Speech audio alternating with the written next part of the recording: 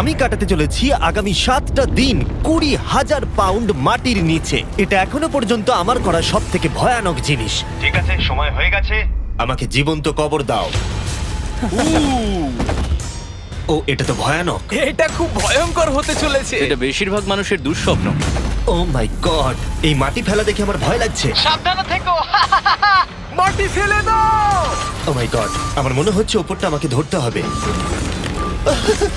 আরে কফিনের ওপরটা তো কাঁপছে।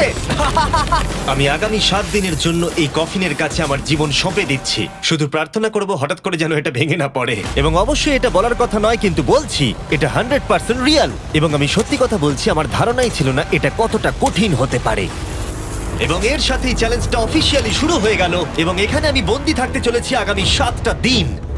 ছেলেদের আমাকে কবর দিতে এতটাই সময় লেগে গেল যে এখনই আমার টয়লেট পেয়ে গেছে, আর চ্যালেঞ্জটা সবে শুরু হয়েছে। আর তোমরা যদি জানতে চাও এখানে আমি কি করে